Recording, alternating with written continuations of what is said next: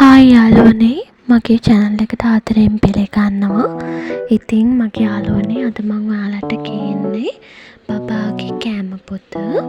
ඉතින් මේ කෑම පොතේ හැම දෙයක්ම අන්තර්ගත වෙලා තියෙනවා.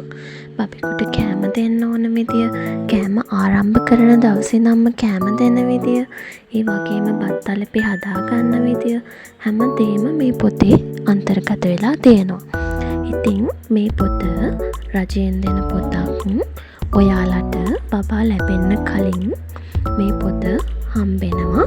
සමහරක් අයට බබා හම්බෙලා කෑම පන්තිය කියන එකක් තියෙන්නේ.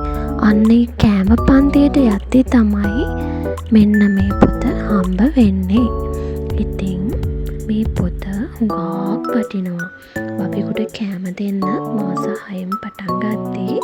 ඒ මාස 6න් පටන් ගන්න විදිය, එයාලට දෙන්න ඕන විදිය හැම දෙයක්ම මේකේ අන්තර්ගත වෙලා තියෙනවා.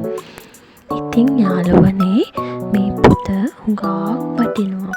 ඔයාලත් මේ පොත අරගෙන ඔයාලා ළඟ තියෙනවා නම් චුට්ටක් කියවලා බලන්න බබාට කෑම දෙන්න කලින්. මාස 4න් කෑම දෙන බබාලත් ඉන්නවනේ. ඒක ඔයාලගේ වෛද්‍යවරුන් එක්ක කතා බහ කරලා ඒ දේවල් හරියටම කරගන්න. මේ පොතේ නම් තියෙන්නේ මාස 6 ඉඳලා බබාලට කෑම දෙන විදිය, කෑම තලපේ හදා ගන්න විදිය, බෙරිබත හදා ගන්න විදිය, ඒ වගේම පිත්තර දෙන විදිය, මේ හැම දෙයක්ම මේකේ සඳහන් වෙලා තියෙනවා.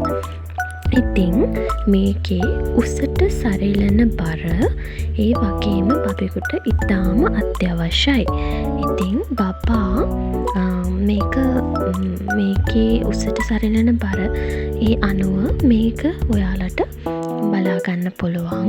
ඉතින් යාළුවනේ මාව subscribe කරලා මට like එකකුත් දාගෙනම යන්න. thank you මාව බැලුවට.